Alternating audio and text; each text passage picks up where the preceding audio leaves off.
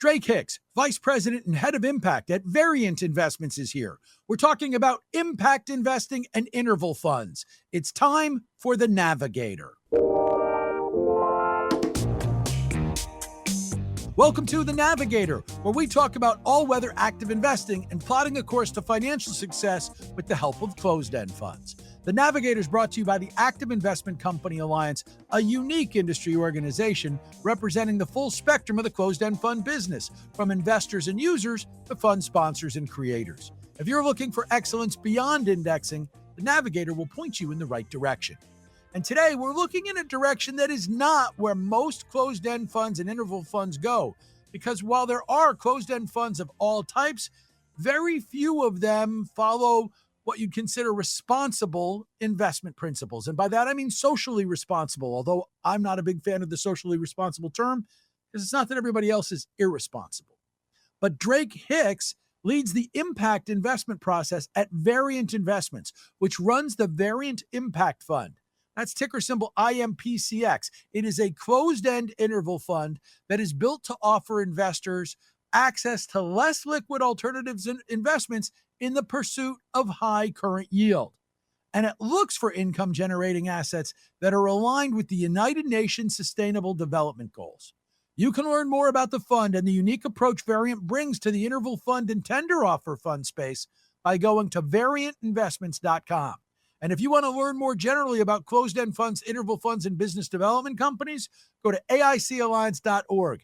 That's the website for the Active Investment Company Alliance. Drake Hicks, thanks for joining me on The Navigator.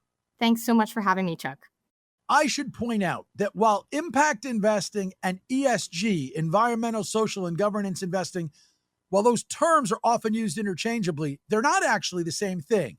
Generally speaking, ESG is about incorporating environmental, social, and governance factors into the investment decision-making to make them factors in the financial analysis and in identifying companies that exhibit responsible business practices. But impact investing, as I understand it, involves investments where there is the intention of making positive and measurable change alongside generating a financial return. So no matter how you define social investing, there's not a lot of it in the closed-end space. But at Variant, you guys expressly say that the structure helps you follow your impact goals. So how do you square that discrepancy? If there's a benefit to ESG and impact investing, why aren't we seeing more of it with closed-end funds? You know what, Chuck, that's a fantastic question. And we are, from what I understand, the only impact and interval fund structure out there. Now, I'm not saying other private credit vehicles don't offer some liquidity options, but we're a very unique structure. And I am calling to the universe to try to find alternatives out there so that we can actually continue to build out this program, right? Half the battle is not only building currency and building kind of compelling rationale for impact, especially in the uncertain world we sit in, but also selling the asset class and building education around why private credit specifically and the niche private credit strategy is just a natural extension or potentially even a unique pathway for expressing these dual objectives, right? So we're thinking that generating financial return, right? And that's a quantitative data point that you and I can receive on a daily basis, but also that impact. And so at Variant, specifically with an impact fund, we're trying to draw the short of a line and a visible line from that credit investment to that measurable impact, something that you can track when you, Chuck, invest that $1 and see what that dollar can create on the other end. It's really about connecting the dots. As business grows, impact grows, we're looking for that collinearity. Let's talk a little bit about how you do that. At Variant, like I said, you guys follow the United Nations Sustainable Development Goals. Explain those goals and help us understand how your take on impact investing is different from that more standard ESG fund. Definitely. So an ESG fund, you're really looking at the internal operational risk and understanding what's happening inside. There's not that intention to generate output that suggests a positive return on an outcome, right? So we have a very unique approach at Variant. We take 7 steps. Any deal that comes through the pipeline is going to take the general private credit bottoms-up approach to analysis. So we bring that financial rigor. The investment team collaborates directly with the impact team. So you're looking at the financial and impact lens as one. We look at exclusion lists, so thinking about any extractive practices, you're looking at any kind of alcohol, tobacco, controversial weapons, the typical exclusion list that we may see in family offices or pension plans. That's not, we're not unique in that way. We then take a very diligent ESG approach, and that's based on materiality, right? So when we're looking at capital access and financial inclusion in Africa, and then we're looking at a lease to own model in Peru, we're thinking about different material risks that would show up in that business and kind of that unrecognized risk that would pertain to some bottom line financial impact someday, right? So we want to take a look. We want to understand what's happening there. It doesn't necessarily preclude it, but it invites a conversation to diligently talk to the counterparty or the originate deal and say, hey, what's going on here? Have you thought about XYZ? And we've seen this in a different business model, and we'd love to kind of discuss ways to mitigate this risk. Now that's step 2, right? Step 3, we're a niche player. That's what Variance DNA is. That's where we come with the traditional $2.8 billion private credit fund. We look for interesting deals. And so we're looking where our capital will actually be additive. So we're looking for that additionality. If not us, what is the alternative?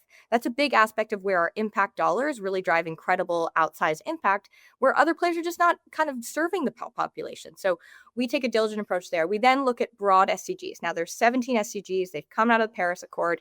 It's kind of the first layer of language that is very highly recognized globally. And why that's helpful is it kind of builds consensus of, okay, you're focused on financial inclusion, maybe no poverty, that's a UN SDG 1. We can all align on what we're talking about broadly.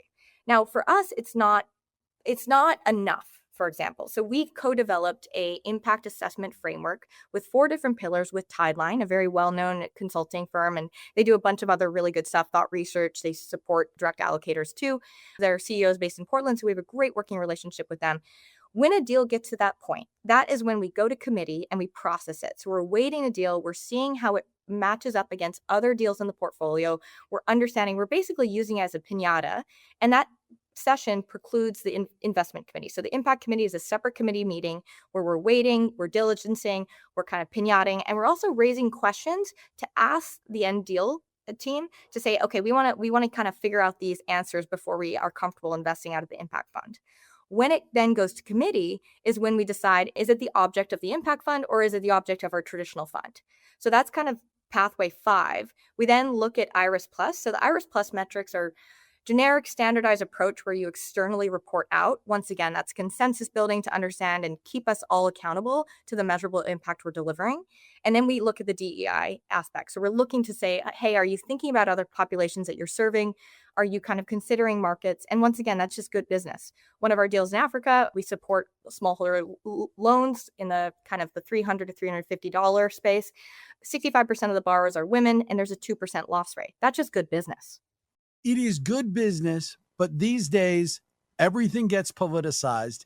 ESG has been considered and called woke, which is now in some places considered a bad term. But long before anybody called it even ESG, when it was simply social investing, the idea was to do well by doing better. This is a very different type of investment from that standard ESG fund. How much do you benefit from? We've got this structure here that allows us to be long-term investors.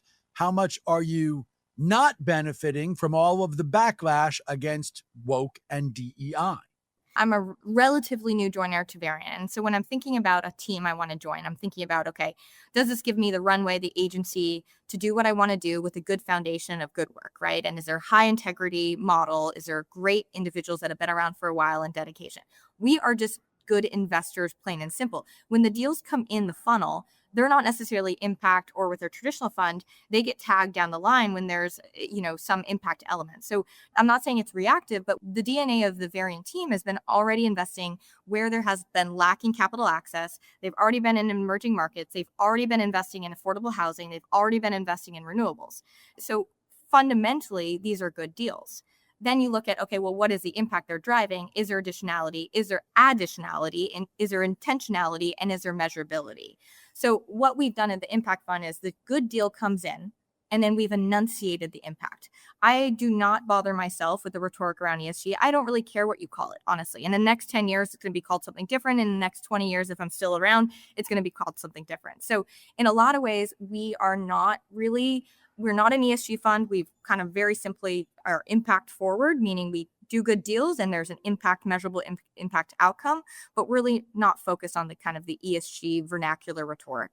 I don't think that's a place we need to tease out. And honestly, because it's a small part of what we do, it doesn't pertain to kind of our strategy holistically. Closed-end fund investors are notoriously driven by things that have nothing to do with impact. I'll own a fund. If it goes down, I'm going to look to tax loss selling. I'm going to look to narrow discounts, all those sorts of things. I would assume your investors really don't do that they come in and they understand what they're getting and they want to be there. Or is there a quotient? And obviously, as an interval fund, anybody who's there can't necessarily just kind of come in and out willy-nilly. But is everyone on board because they've got to be? Or is this a case where, hey, if the discount gets big enough, people are going to come in and it will change the way the fund functions a little? We are not immune to market forces or the macroeconomic environment. But the thing is what we're doing is we are a bright spot in this world right now, right? We have these incredible heartbeats behind the data point. We can tell you, Chuck, you like XYZ. Well, you know what? We're investing in this way, and this is the impact that you're driving. It's this beautiful values alignment, and with that becomes a stickier relationship. And we've seen that, as you rightly said, we are an interval fund structure. We then are a semi-liquid fund, so we offer quarterly liquidity up to a certain percent of NAV that we must distribute. We have never been gated. Redemptions have been low, and that's because we have people that really like what we're doing. We've got a 9% trailing 1-year distribution. We've got 9.6% net since inception. We've got a 4-year track record. So we're sitting in a wonderful privileged position where we've done well. We're showing that impact in our annual impact report. We're delivering that market rate return. We're multi-thematic. So when areas that become soft, we can kind of move and in places where there's incredible amounts of tailwinds, and we're addressing underfinanced markets, right? So it's a pretty unique strategy in the way that we've been developed, and we've been able to deliver on what we do. One of our founders always said, let's do what we say we're going to do and do it well. And that's all we're trying to do. I'm not trying to, have this hockey curve type balloon payment structure. We want to deliver on consistent results with consistent impact. And that's kind of what we've been able to achieve. Last question. You have achieved that to the tune of about 9.5% annualized returns since inception. But how does somebody categorize what this fund does when they're just looking to do it from the portfolio? Take away the impact side, and I am not sure where I benchmark you. Do I benchmark a fund like yours against high yield because you're looking for high current income? What's the appropriate use of this fund beyond just I want to be investing in ways that I think will make the world a better place? I think that's a great question, Chuck, and it's hard to sometimes describe. And I would say different asset owners, asset management firms, wealth managers, they kind of categorize us different. But we're an alternative business. We're a liquid credit solution. We're a ticker purchase, so you can basically be on risk, on impact day one. You can buy us through an advisor day one. There's daily valuations, there's low minimums, and it's kind of the 1099 reporting income distribution model, but it's also private. So you're gaining access to more liquid measures. So we're kind of like that liquid private credit alternative. And it is difficult, but in respect to some of the benchmarks that you mentioned, we kind of get benchmarked against them all. I know that's an unsatisfactory answer, but when we're looking at fixed income or working at high yield product, it's a little bit of both. We sit in between maybe a mutual fund and private funds, and we have overlapping aspects of both types. It is, in the case of Variant Impact, it is ticker symbol IMPCX. Variant in general, really interesting company. You can check out variantinvestments.com for more information on what they do and how impact investing works. Drake Hicks, thanks so much for joining me on The Navigator. Thanks so much, Chuck. Such a pleasure, and looking forward to hearing from you. The Navigator is a joint production of the Active Investment Company Alliance and Money Life with Chuck Jaffe. And I'm Chuck Jaffe, and I'd love it if you check out my show on your favorite podcast app or by going to moneylifeshow.com. To learn more about interval funds, closed-end funds, tender offer funds, and business development companies, go to aicalliance.org. That's the website for the Active Investment Company Alliance. Thanks to my guest, Drake Hicks, head of impact investing at Variant Investments, which runs the Variant Impact Fund, a closed-end interval fund trading under the ticker symbol IMPCX. Learn more about the firm and its take on interval and tender offer funds by going to variantinvestments.com. The Navigator podcast has something for you every Friday. Make sure you never miss an episode by subscribing or following along on your favorite podcast app. And if you like this podcast, please leave a review and tell your friends, because that stuff really does help. We'll be back next week, and until then, happy investing, everybody.